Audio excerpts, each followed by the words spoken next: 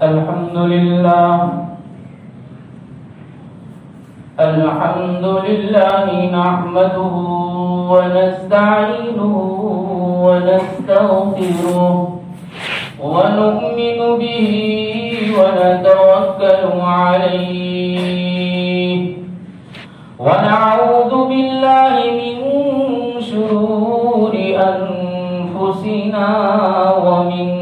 سيئات أعمالنا من يهده الله فلا مضل له ومن يضلله فلا هادي له ونشهد أن لا إله إلا الله وحده لا شريك له ونشهد أن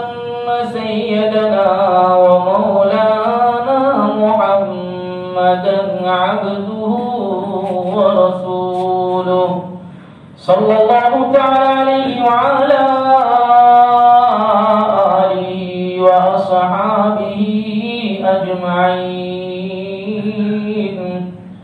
أما بعد فأعوذ بالله من الشيطان الرجيم بسم الله الرحمن الرحيم إن إلهكم لواحد رب السماوات والأرض وما بينهما ورب المشارق إنا زينا السماء الدنيا بزينة الكواكب وحفظا من كل شيطان مارد لا يسمعون إلى الملأ الأعلى ويقذفون من كل جانب دحورا ولهم عذاب واصب إلا من خطف الخطفة فأتبعه شهاب ثاقب صدق الله العظيم.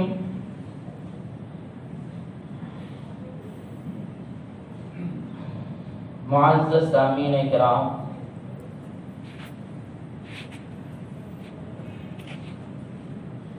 اللہ جل جلالہ من والہ کی توحید بیان ہو رہی ہے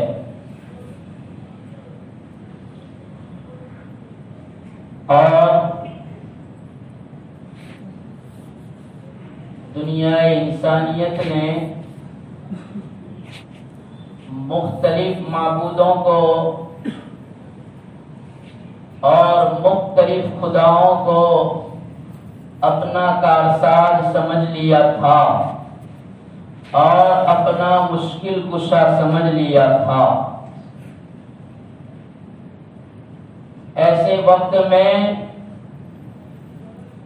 توحید کو بیان کرنا اشد ضروری تھا۔ اس لحاظ سے اللہ تبارک و تعالیٰ اس سورہ شریفہ میں توحید بیان فرما رہے ہیں اور سمجھا رہے ہیں کہ تمہارا معبود صرف ایک ہے، اس لیے کہ عقل کا تقاضا بھی ہے کہ ایک کے علاوہ اگر انیک اور دو تو بہت سارے معبود ہوتے تو نظام کائنات درہم برہم ہو جاتا، کائنات کے نظام میں گڑبڑی اور خلبلی مچ جاتی۔ اس لیے دوسری جگہ پر اللہ تبارک و تعالیٰ نے صاف فرمایا لَوْ كَانَ فِيهِمَا آلِهَةٌ إِلَّا اللَّهُ لَفَسَدَتَا، اگر ایک معبود کے سوا اگر دو ہوتے تو فساد مچ جاتا اور فساد برپا ہو جاتا۔ اس لیے اللہ تبارک و تعالیٰ فرما رہے ہیں ان الہکم لواحد، تمہارا معبود ایک ہے۔ شیطان نے انسانیت کو ایک معبود سے ہٹانے کے لیے مختلف پیکرے رچے اور مختلف داؤ بنائے، اور جس کی وجہ سے انسانیت کو کہیں تو انسان کا پجاری بنا دیا، کہیں تو فرشتوں کا پجاری بنا دیا، کہیں تو سیاروں کا پجاری بنا دیا، کہیں سورج اور چاند کا پجاری بنا دیا، کہیں پتھروں کا پجاری بنا دیا۔ اس لیے اس سورہ شریفہ میں بڑے اہم موضوعات بیان فرمائے گئے اور بڑے اہم مضامین بیان فرمائے گئے کہ شیطان نے، جیسا کہ گزشتہ کل ہم نے سنا کہ انسانیت کی ابتدا ہوئی ہے اور نسل انسانی سے یہ کارخانے کو چلایا گیا، اور ایک مدت کے بعد شیطان نے اپنی ہیلے بازی کے ذریعے سے انسانیت کو موحد سے مشرک بنا دیا اور انسانیت کی توحید کا گلا گھونٹ کر ان کو اصنام پرست بنا دیا، پتھروں کا پجاری بنا دیا۔ ایک وقت چلنے کے بعد جب پھر توحید کا بول بالا ہوا اور پھر موحدین کھڑے ہوئے، شیطان کی کمر توڑی گئی اور ان الہکم لواحد لوگوں کی سمجھ میں آیا کہ اللہ ایک ہے، معبود یکتا ہے، وہ اکیلا ہے، یہ سمجھ میں آیا۔ تو ایک زمانے کے بعد اس نے نصرانیوں کو اپنا شکار بنایا اور نصرانیوں کو اس نے سمجھایا، شیطان نے، کہ دیکھو تمہارا نبی عیسیٰ علیہ السلام، یہ عیسیٰ ابن مریم بغیر باپ کے پیدا ہوئے ہیں اور ان کے پاس گھر کے عادات چیزیں ہیں، بشری تقاضوں کے مخالف ان کے پاس اشیاء ہیں کہ وہ مردے کو زندہ کر دیتے ہیں، مادرزاد اندھے کو دیکھتا کر دیتے ہیں، کوڑی کو اچھا کر دیتے ہیں، برس کی بیماری والے کو، گوڑ کی بیماری والے کو اچھا کر دیتے ہیں، پرندہ بناتے ہیں، پرندے کی شکل بناتے ہیں اور شکل بنانے کے بعد اس میں پھونک مارتے ہیں اور دم کرتے ہیں، پھونک مارنے سے یہ بنایا ہوا پرندہ یہ ایک زندہ بن جاتا ہے اور وہ اڑنے لگتا ہے، پھڑپھڑانے لگتا ہے، ایک پرندے کی شکل میں جان ڈال دیتے ہیں۔ یہ تو انسان کی عادت کے خلاف ہے، انسان ایسا نہیں کر سکتا، بشر کے اندر یہ طاقت نہیں ہے، یہ تو الہ کی طاقت ہے، یہ تو معبود کی طاقت ہے، یہ تو خدا ہی کر سکتا ہے۔ اس لیے ان صفات کا ان کے اندر ہونا یہ اس بات کی دلیل ہے کہ یہ تین خداؤں میں سے ایک ہے۔ ان کو تثلیث کا سبق پڑھایا، تین خداؤں کا سبق پڑھایا اور نصرانیوں کے ذہن میں ایسا اتار دیا کہ جس کی رد میں اللہ تبارک و تعالیٰ کو رد کرنا پڑا اور اللہ تبارک و تعالیٰ کو کہنا پڑا، اللہ تبارک و تعالیٰ کو سمجھانا پڑا کہ دیکھو بغیر باپ کے پیدا ہونا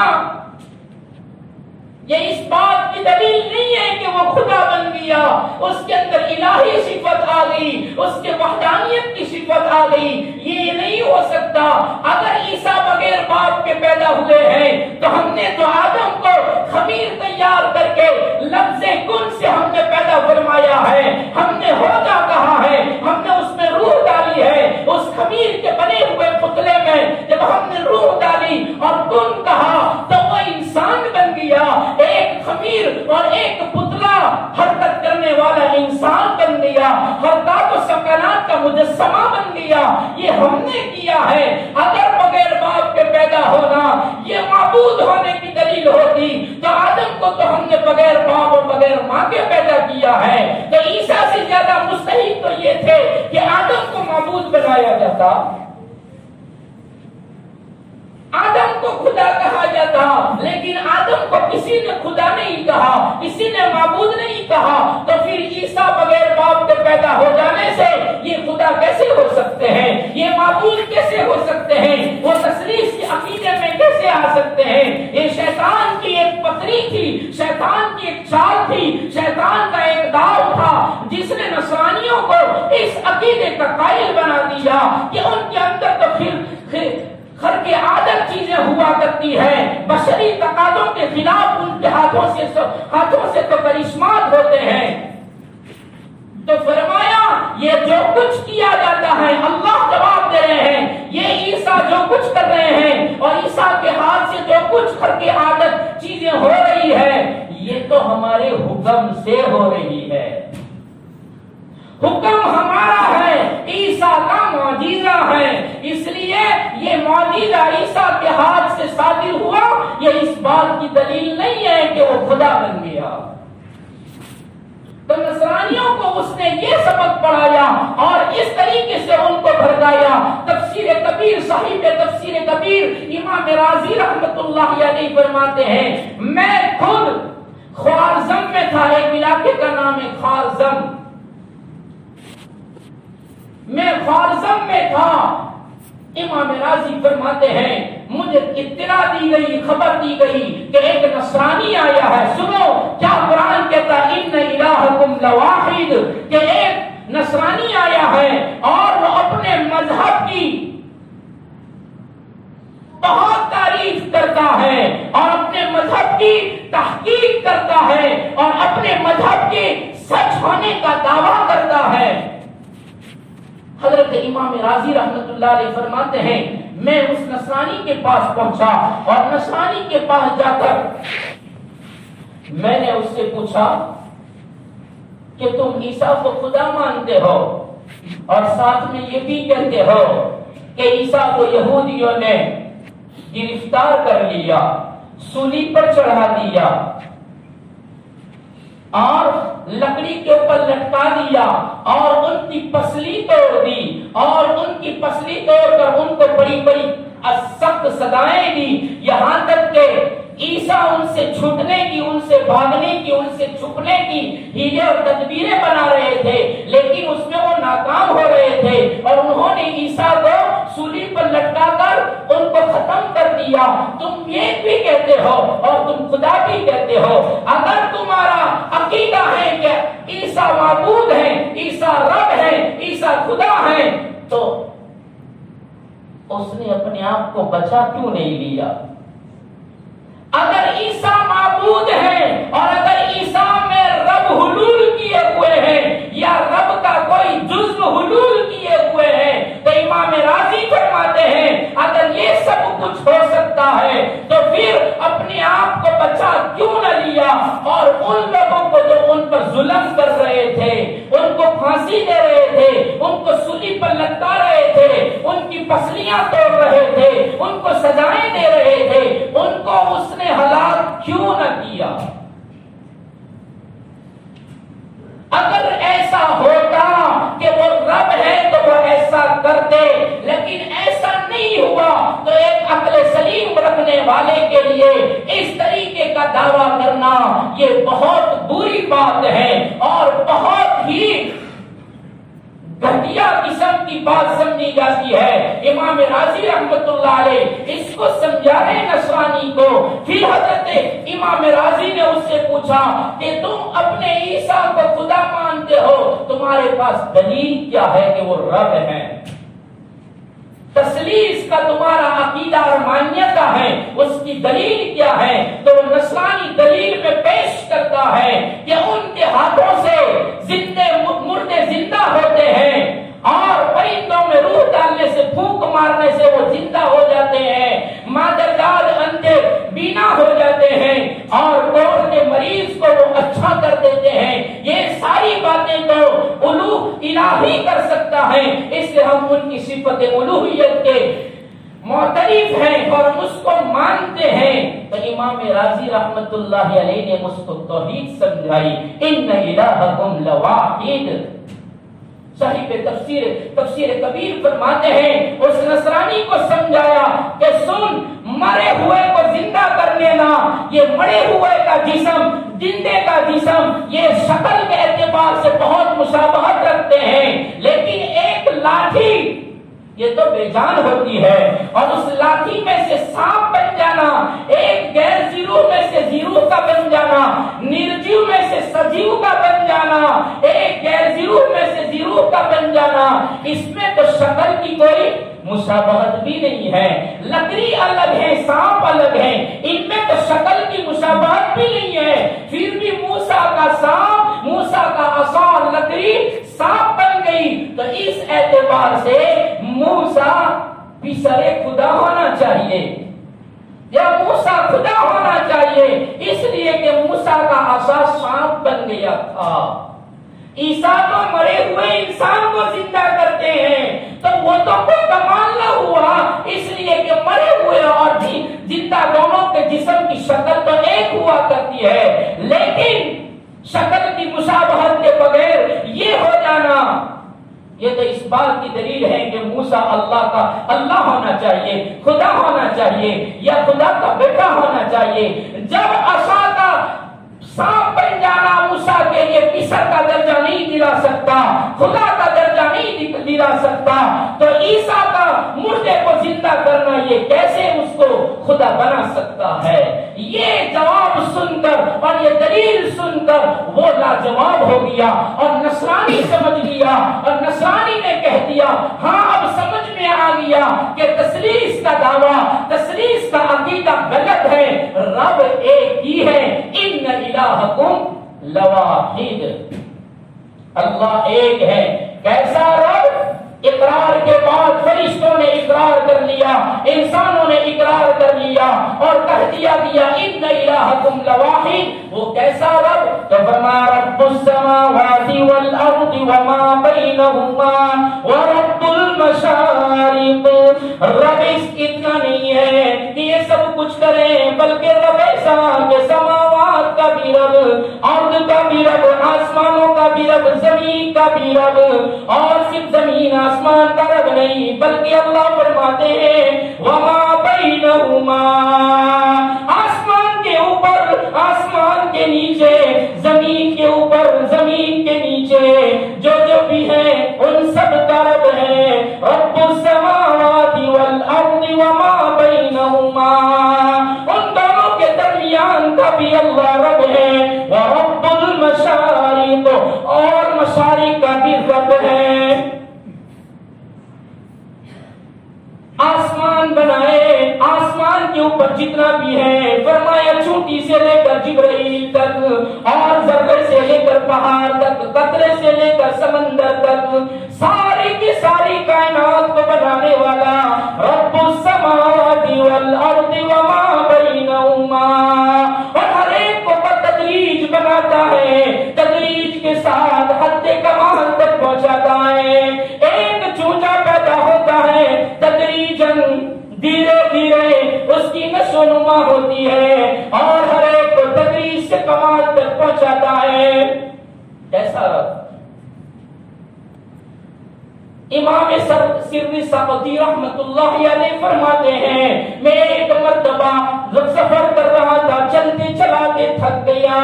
اور تھکا تو آرام کا تقاضا ہوا، پاؤں نے جواب دے دیے، سانس اکھڑنے لگی، گلا سکنے لگا، زبان چپکنے لگی، ہاتھ چپکنے لگے، اب تقاضا ہوا کہ ذرا آرام کر لیا جائے، نہ پانی ہے نہ کھانا ہے، بھوک بھی لگی پیاس بھی لگی۔ ایسے عالم میں نے ایک درخت کو دیکھا جس کی گنجانیت کو دیکھا کہ گنجا درخت ہے، اس کی ٹہنیاں بڑی بڑی، اس کے پتے بھی بڑے گنجان ہیں۔ ایسے درخت کے سائے میں میں پہنچ گیا کہ یہاں مجھے ٹھنڈک بھی ملے گی، ٹھنڈی ٹھنڈی جھونکیں چلیں گی، ہوا چلے گی، اور ہوا کے جھونکوں میں پیاس کی شدت نرمی میں بدلے گی، پتے چبا لوں گا، بھوک کا تقاضا بھی پورا ہوگا، آرام کر لوں گا، تھکان بھی دور ہو جائے گی۔ یہ ساری کی ساری مصلحتوں کے تحت اس گنجان درخت کے سائے میں آیا، سائے میں آ کر بیٹھا تو تقاضا کیا پیٹھ نے کہ ذرا اس کو لمبی کر دی جائے، اور ذرا آرام کے لیے، استراحت کے لیے پاؤں لمبے کر دیے جائیں۔ میں نے آرام کرنے کے لیے اپنے جسم کو لٹایا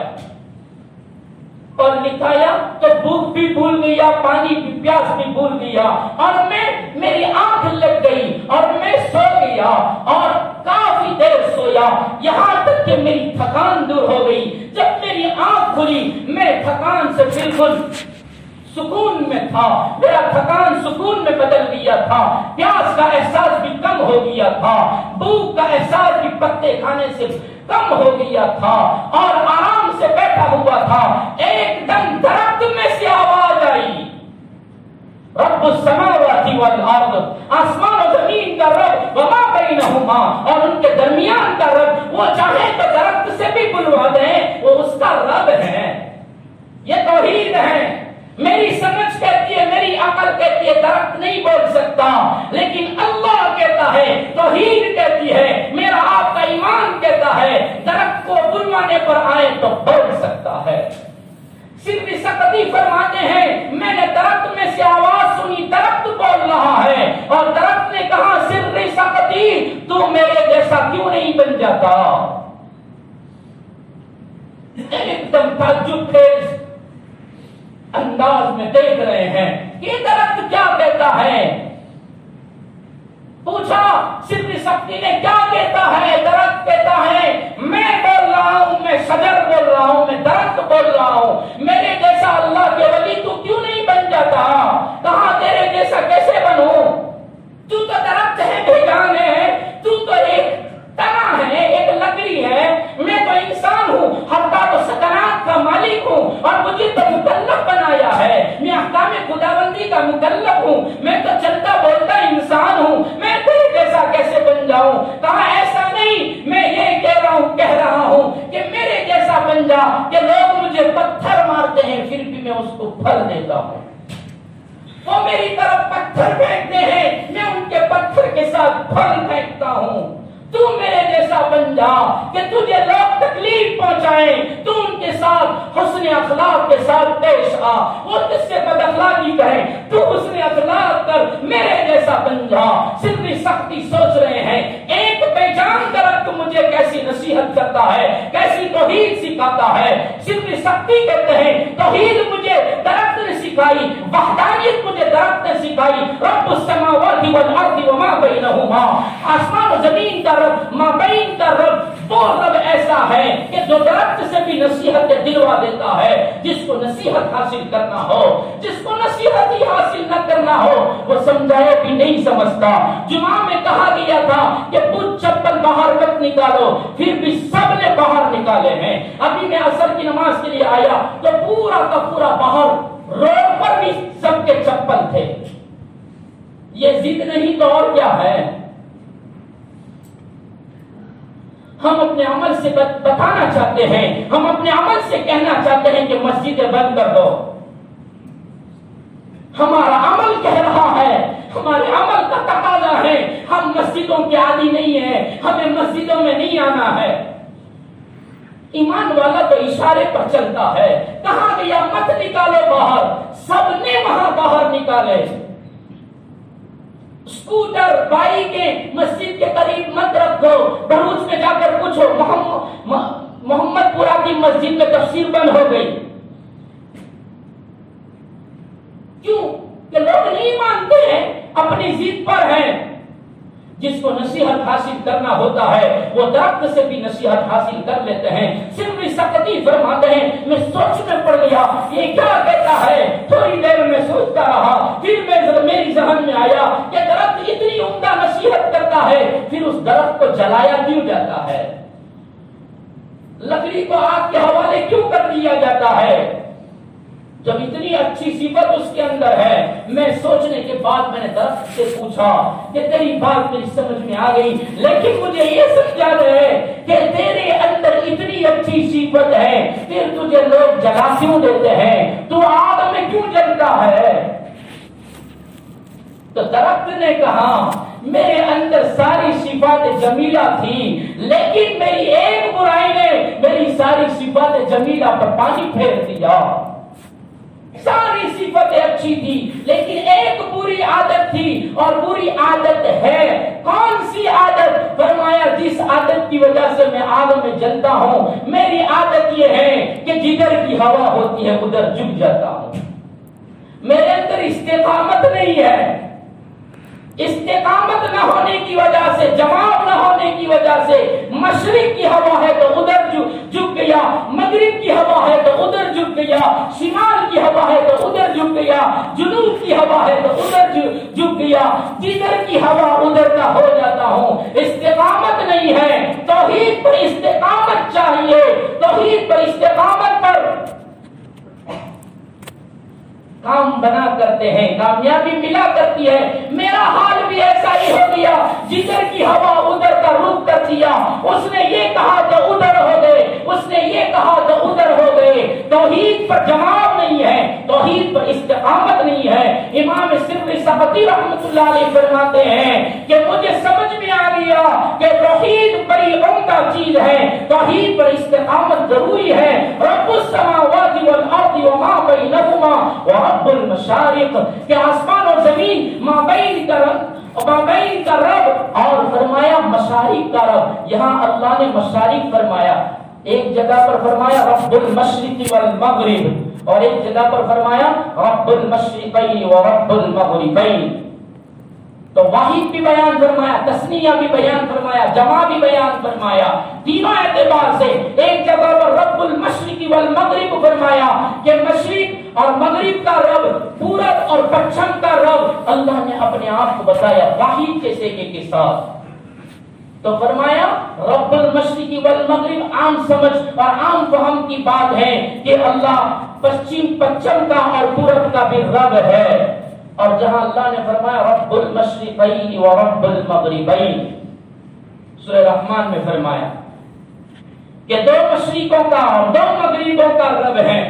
تو ہم نے تو پورا اور پچھم دو ہی پڑھے ہیں، یہ دو کہاں سے آ گئے کہ رب المشرقین و رب المغربین؟ تو فرمایا یہ موسم کے اعتبار سے ہے کہ گرمی اور سردی کا موسم یہ دو ہے، تو گرمی سردی کے موسم کا پورب پچھم الگ الگ ہوتا ہے، کہ سردی کے موسم میں سورج الگ جگہ سے نکلتا ہے اور اس کے ڈوبنے کا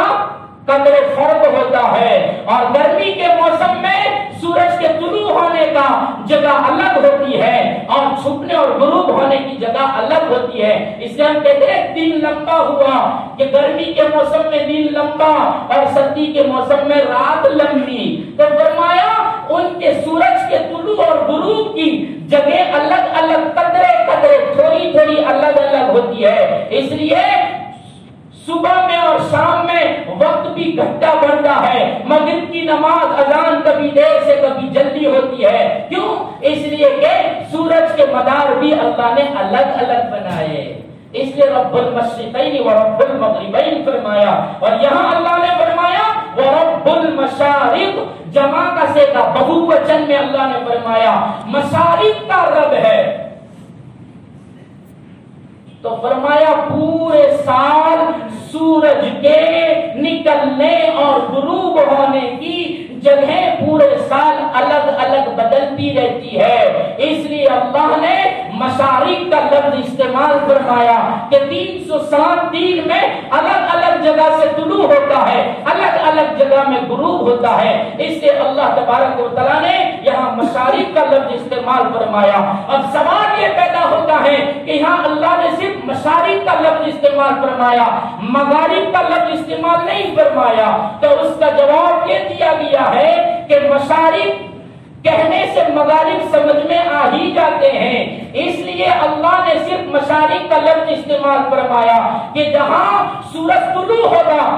پورب کی جانب سے تو ضروری ہے کہ وہ ڈوبے گا بھی اور غروب بھی ہوگا، اس لیے اللہ نے صرف مشارق کو استعمال کیا، مشارق کے لفظ کو اللہ تبارک و تعالیٰ نے قرآن میں بیان فرمایا اور مغارب کو نہیں بیان فرمایا، تاکہ انسان مشارق سے مغارب سمجھ ہی لے گا کہ جو طلوع ہوتا ہے وہ غروب ہونے والا ہی ہے، اس لیے اللہ نے مشارق کا لفظ استعمال فرمایا۔ اس کے بعد اللہ فرما رہے ہیں اِنَّا زَيَّنَّا السَّمَاءَ الدُّنْيَا بِزِينَةٍ الْكَوَاكِبِ وَحِفْظًا مِّن كُلِّ شَيْطَانٍ مَارِدٍ۔ دو باتیں بیان فرمائی، اللہ فرماتا ہے بے شک ہم نے سمائے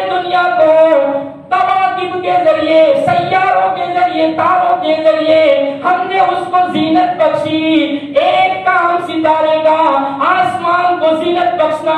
بادلوں میں کمکموں کی طرح نظر آنے والے وہ سیارے جس سے آسمان چمکدار لگتا ہے، تو سیاروں کا ایک کام یہ ہے آسمان دنیا کو، سمائے دنیا کو روشن کرنا اور خوشنما بنانا، دیکھنے والوں کے لیے دل کو بھا جائے ایسا بنا دینا ایک کام ستاروں کا. اور دوسرا کام وَحِفْظًا مِّن كُلِّ شَيْطَانٍ مَارِدٍ، اور محفوظ کر دیا سرکش شیاطین سے، ہر قسم کے سرکش شیاطین سے اللہ نے آسمان کو محفوظ بنا دیا تاروں کے ذریعے سے. تو تاروں کے دو کام، ایک آسمان کو مزین کرنا اور دوسرا شیطان جو نیچے سے اوپر جانے خبریں سننے کے لیے ان کو روکنا، ان کو دھکیلنا، ان کو واپس کرنا، یہ بھی ستاروں کا کام ہے.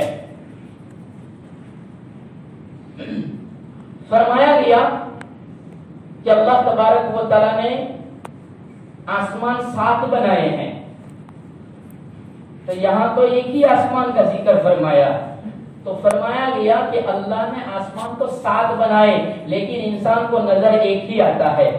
زمین والوں کو ایک ہی آسمان نظر آتا ہے، اس کو سمائے دنیا کہا گیا. پہلا آسمان جس کو آسمان دنیا کہا جاتا ہے، اس لیے اسی آسمان دنیا ہی کا ذکر فرمایا کہ آسمان دنیا ہی کو زمین والے دیکھ سکتے ہیں. اس لیے اسی ایک کا ذکر فرمایا کہ ہم نے آسمان دنیا کو کواکب کے ذریعے سے، ہم نے ستاروں کے ذریعے سے اس کو زینت بخشی. کہ اللہ نے آسمان میں لاکھوں کی کروڑوں کی تعداد میں، صاحب معالم العرفان لکھتے ہیں اللہ نے کروڑوں ستاروں کے ذریعے سے آسمان کو زینت بخشی، اور کروڑوں ستاروں کی سائز بھی الگ الگ اور اس کے رنگ بھی الگ الگ. کہ بعض ستارے سفیدی مائل ہوتے ہیں، بعض ستارے سرخی مائل ہوتے ہیں، بعض ستارے نیلبو ہوتے ہیں، اور بعض ستارے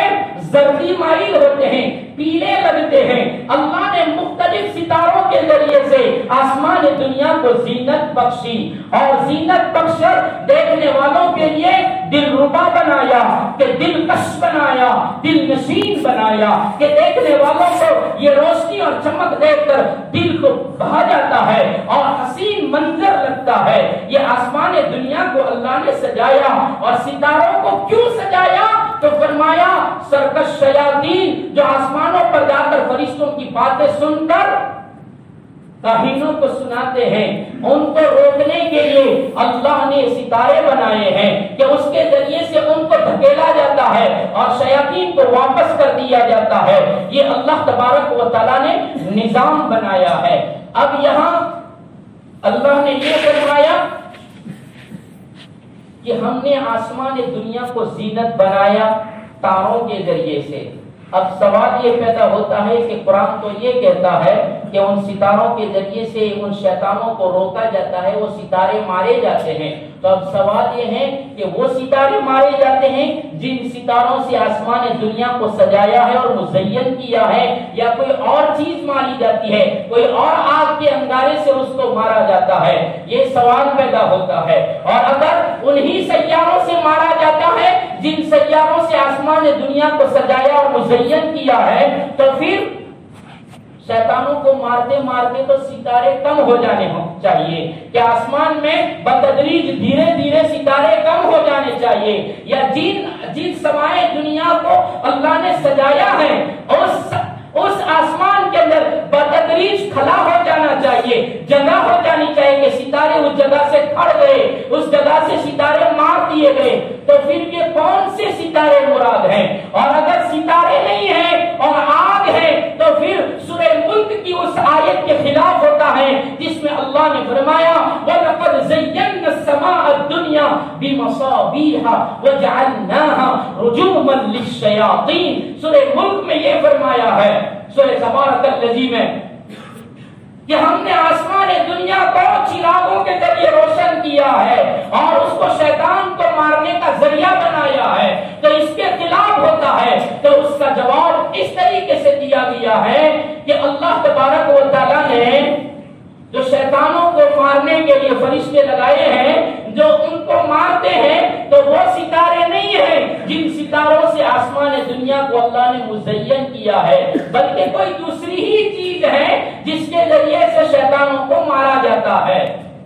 اور سورہ ملک میں جو بیان فرمایا گیا ہے کہ ہم نے چراغوں کے ذریعے سے آسمان دنیا کو روشن کیا ہے، تو اس کا مطلب یہ ہے کہ فضا کی بلندی پر جتنی بھی چیزیں روشن نظر آتی ہے، چمکتی ہوئی نظر آتی ہے، وہ زمین والوں کے لیے روشن ہے کہ ان کو روشن نظر آتی ہے، ورنہ یہ دوسری ہی آگ کے انگاروں کے ذریعے سے ان فرشتوں کو، ان شیطانوں کو مارا جاتا ہے۔ تو دوسرا سوال یہ پیدا ہوتا ہے، دھیان سے سنو، بڑی محنت سے یاد کیا جاتا ہے، سوتے سوتے مت سنو بلکہ دل سے سنو،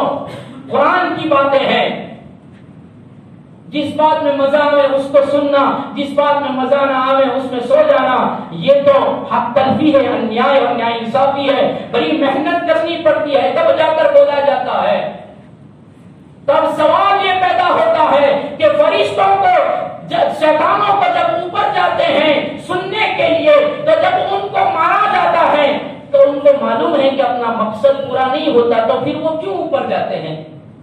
جب ان کا مقصد ہی پورا نہیں ہوتا اوپر جانے کا، کہ بات سننے کے لیے جاتے ہیں اور وہاں سننے نہیں دیا جاتا، مارا جاتا ہے، تو پھر وہاں تک جانے کی ضرورت کیا تھی؟ تو اس کا جواب یہ دیا گیا ہے کہ وہ اس لیے جاتے ہیں کہ ان کو مارنے کے لیے کوئی ایک جگہ متعین نہیں کی گئی ہے کہ اسی جگہ سے ستارہ مارا جائے گا، کوئی ایک جگہ معین اور متعین اور نقطی نہیں ہے، اس لیے ہر بار اس امید پر وہ جاتے ہیں کہ ہم اس راستے سے جائیں، ہو سکتا ہے کہ یہاں ہمیں یہاں کوئی ستارہ مارا نہیں جائے گا، اس امید پر ہر مرتبہ جگہ بدل کر جانے کی کوشش کرتے ہیں، لیکن جس جگہ سے جاتے ہیں اس جگہ سے ان پر شہاب مارا جاتا ہے، تارا اور ستارہ مارا جاتا ہے، یہ اس کا جواب ہے۔ اور دوسرا جواب یہ دیا گیا ہے کہ شیاطین کو جو مارا جاتا ہے شہاب، وہ شہاب مارنے کا واقعہ شاذ و نادر ہوتا ہے، کبھی کبھی ہوتا ہے کہ کبھی کبھی ان کو وہ ستارہ مار دیا جاتا ہے، اس لیے کبھی کبھی کی وجہ سے وہ جانے کی ہمت کرتے ہیں کہ ہو سکتا ہے اس مرتبہ جائیں تو ہمیں نہ مارا جائے، اس امید پر وہ بار بار جاتے ہیں۔ اب سوال یہ پیدا ہوتا ہے کہ ان کو آگ کا انگارہ مارا جاتا ہے، تو شیطان اور جنات کو اللہ نے آگ سے بنایا ہے،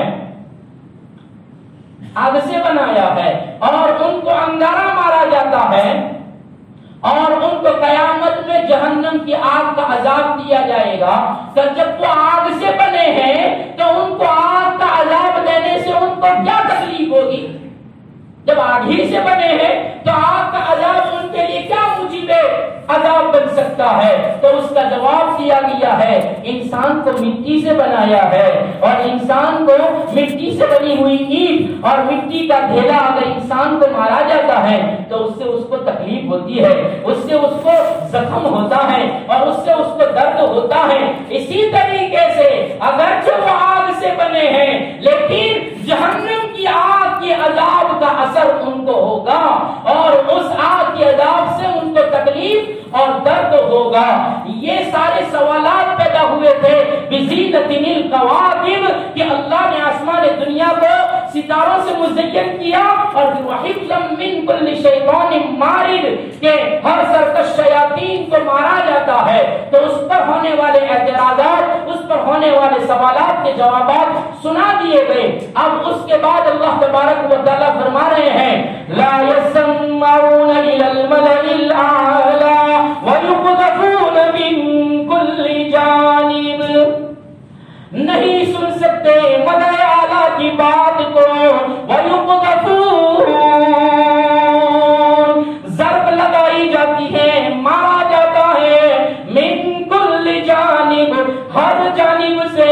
شیاطین کو مارا جاتا ہے، دحورا دھکیلنے کے، دحور کا معنی دھکیلنے کے لیے، واپس کرنے کے لیے ان کو ضرب لگائی جاتی ہے، مارا جاتا ہے، اس لیے وہ ملائکہ اعلیٰ کی، فرشتوں کی بات کو سن نہیں سکتے۔ حضرت عبداللہ ابن عباس رضی اللہ عنہما راوی ہیں، فرماتے ہیں کہ صحابہ میں سے ایک انصاری صحابی، ترمذی شریف کی روایت ہے، صاحب تبیان القرآن نے اس کو بیان فرمایا ہے اس آیت کے تحت میں، حضرت عبداللہ ابن عباس فرماتے ہیں صحابہ میں سے ایک انصاری صحابی نے فرمایا کہ ہم اللہ کے رسول صلی اللہ علیہ وسلم کے ساتھ بیٹھے ہوئے تھے، ایک دم تارا گرا اور ستارے کے گرنے سے چمک پیدا ہوئی، ہم سب نے دیکھا۔ اللہ کے رسول صلی اللہ علیہ وسلم نے ہم سے پوچھا کہ یہ تارا گرا، آپ لوگ زمانے جاہلیت میں اس کو کیا کہتے تھے؟ تارے کے گرنے پر آپ لوگوں کا عقیدہ کیا تھا، کیا سمجھتے تھے؟ تو انصاری صحابی فرماتے ہیں ہم سارے صحابہ جو بیٹھے تھے، ہم نے پہلے تو یہ فرمایا اللہ اور اس کے رسول جانتے ہیں۔ اللہ کے رسول نے فرمایا میں پوچھ رہا ہوں زمانے جاہلیت میں آپ لوگ کیا کہتے تھے؟ تو فرمانے لگے ہم ایسے تارے کے گرنے پر اور تارے کے جڑنے پر اور روشنی کے ہونے پر ہم یہ کہتے تھے کہ دنیا میں کوئی بڑا آدمی پیدا ہوا ہے یا کوئی بڑا آدمی مر گیا ہے۔ جب کوئی بڑا آدمی مرتا ہے تو ایسا ہوتا ہے، یا کوئی بڑا آدمی پیدا ہوتا ہے تو ایسا ہوتا ہے۔ اللہ کے رسول صلی اللہ علیہ وسلم نے فرمایا کسی بڑے آدمی کے پیدا ہونے اور مرنے سے ستارے نہیں گرا کرتے، اور ایسا اس وجہ سے نہیں ہوا کرتا۔ پھر اللہ کے رسول صلی اللہ علیہ وسلم نے فرمایا یہ اس لیے ہوتا ہے کہ حاملین عرش، اللہ کا عرش اٹھانے والے جو 8 فرشتے ہیں جنہوں نے اللہ کا عرش اٹھایا ہے، اللہ جب کوئی حکم نافذ کرتا ہے تو حاملین عرش سبحان اللہ بولتے ہیں، اور ان کے سبحان اللہ بولنے کی آواز ان سے قریب کے آسمان پر جاتی ہے، تو قریب کے آسمان کے فرشتے سبحان اللہ بولتے ہیں، اور پھر وہ سبحان اللہ بولتے ہیں تو اس کے بعد والے آسمان پر سنائی دیتا ہے، یہاں تک کہ سنتے سناتے سبحان اللہ کی آواز سمائے دنیا پر آتی ہے، اور سمائے دنیا کے فرشتے سبحان اللہ کہتے ہیں پہلے آسمان والے، پھر اللہ کا حکم جو ہوا تھا وہ حاملین عرش کے قریب والے آسمان والے فرشتے حاملین عرش سے پوچھتے ہیں کہ اللہ نے کیا حکم دیا، تو پھر وہ ان کو وہ حکم سناتے ہیں، وہ اس کے بعد والوں کو، یہاں تک کہ سمائے دنیا والے فرشتوں تک یہ پیغام آتا ہے، اور شیطان یہ سنتا ہے، سمائے دنیا تک وہ گیا ہے، اوپر تک گیا ہے، تو وہ شیطان سمائے دنیا والوں سے یہ اللہ کا حکم سنتا ہے، اور حکم سن کر آتا ہے اور کاہنوں کے کان میں کہہ دیتا ہے، جوتیشوں کے کان میں کہہ دیتا ہے۔ تو نبی کریم صلی اللہ علیہ وسلم نے کیا فرمایا؟ کاہنوں کی اور جوتیشوں کے کان میں آنے والا شیطان جو کہتا ہے اگر وہ اسی طریقے سے لوگوں کو بتاتے ہیں تو ویسا ہی ہوتا ہے، لیکن کاہن اس کے اندر اپنی باتوں کو ملا دیتے ہیں، اس لیے کاہنوں کی بات جھوٹ ثابت ہوتی ہے۔ اس لیے کاہنوں کی قسمیں بیان فرمائی کہ کاہنوں کی 3 قسمیں ہیں، وہ قاضی ایاز نے بیان فرمائی، انشاءاللہ زندگی باقی رہی تو وہ 3 قسمیں بھی سنیں گے، اس کے بعد اللہ کیا توحید بیان کرتا ہے، زندگی باقی رہی تو آئندہ سنیں گے۔ اللہ کے سننے کی زیادہ عمل کی توفیق عطا فرمائے۔ تو آپ لوگوں کو پھر سے ایک مرتبہ الرحمن الرحیم سبحان اللہ وبحمدہ سبحان اللہ العظیم اللهم صل على محمد النبي الأمي وعلى آله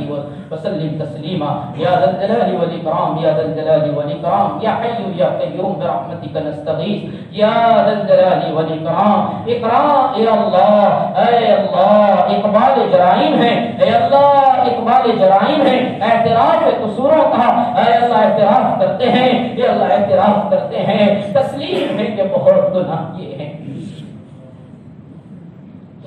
کہ اللہ آپ سے کچھ بھی چھپا ہوا نہیں ہے،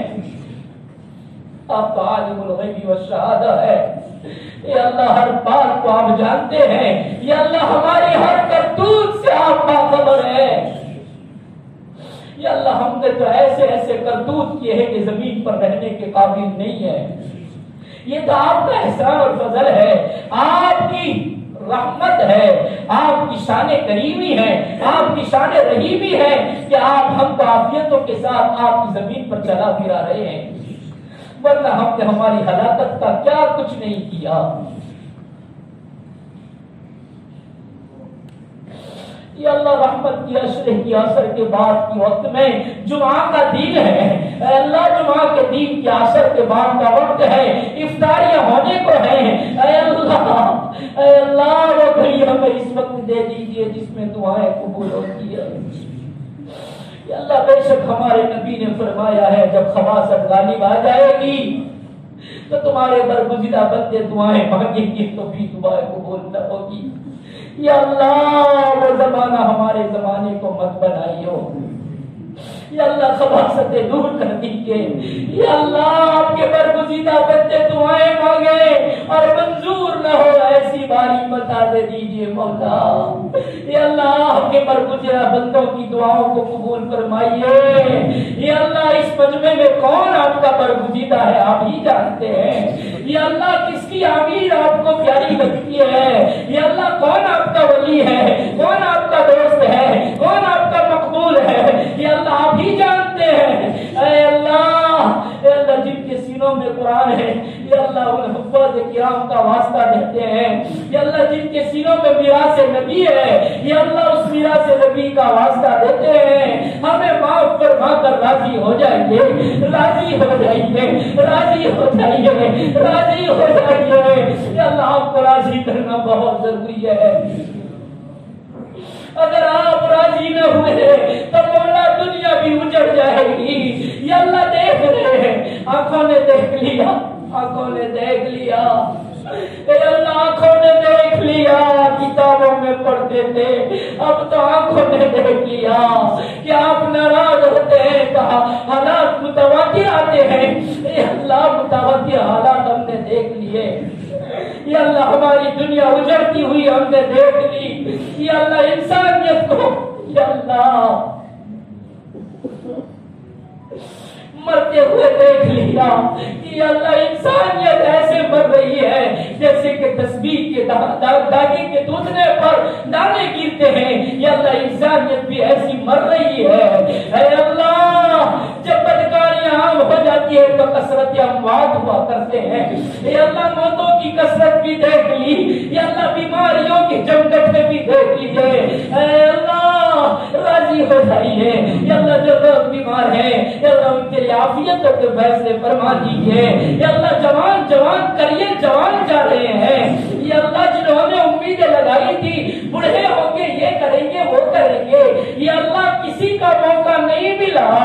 اے اللہ نہیں جانتے کب ہمارا بلاوا آ جائے، یا اللہ اس سے پہلے ہمیں سمجھ دے دیجئے، یا اللہ اس سے پہلے ہدایت دے دیجئے، نمازوں کا پابند بنا دیجئے، روزوں کا پابند بنا دیجئے، صوم و صلاۃ کا اہتمام دے دیجئے۔ اے اللہ یا اللہ جن کا نام لیا گیا یا اللہ ان کو بھی شفا عطا فرمائیے۔ یا اللہ جن کا نام یاد نہیں ہے اور ہسپتالوں میں ہے، اپنے گھروں میں بیماری کے بستر پر پڑے ہیں، یا اللہ ان سب کے لیے عافیت مقدر فرما دیجئے، یا اللہ عافیت مقدر فرما دیجئے۔ آپ ہی شفا دینے والے ہیں، دوائی تبھی اثر کر سکتی ہے جب اس میں آپ اثر ڈالیں۔ اے اللہ دوائیوں میں اثر ڈال دیجئے، طبیبوں کے ہاتھوں میں اثر ڈال دیجئے اور ہر بیمار کو شفا دے دیجئے۔ اے اللہ ہماری نسلوں کی یا اللہ بیماریوں سے ہر قسم کی چھوٹی بڑی لا علاج بیماریوں سے پوری حفاظت فرمائیے، عافیتوں کے ساتھ دلائیے، جب موت کا وقت آئے کسی کا محتاج نہ بنتے ہوئے کلمہ شہادت زبان پر جاری ہو، آپ بھی راضی ہو نبی بھی راضی ہو، یا اللہ کسی بندے بندی کا حق ہم پر باقی نہ ہو، ایسی حالت میں آنا یا اللہ مقدر فرما دیجیے۔ اے اللہ سب کی جائز تمنائیں پوری فرما دیجیے، بیماروں کو شفا کلیہ عطا فرما دیجیے۔ اے اللہ مرحومین کی مغفرت فرمائیے، جنہوں نے بھی دعا کے لیے کہا سب کی جائز تمنائیں اپنے فضل سے پوری فرما دیجیے اور دنیا آخرت کی کامیابیاں نصیب فرمائیے، اخلاص للہیت نصیب فرمائیے، تقوی طہارت دے دیجیے۔ اے اللہ آپ کا مقبول بندہ بنا دیجیے، ہم سب کو آپ کے مقبولین میں، متقین میں، خاشعین میں، صائمین میں یا اللہ ہم سب کا شمار فرما دیجیے اور ہماری دعاؤں کو اپنے فضل سے نبی کریم صلی اللہ علیہ وسلم کے صدقے طفیل میں منظور فرما دیجیے۔ وصلی اللہ علی النبی الکریم برحمتک یا ارحم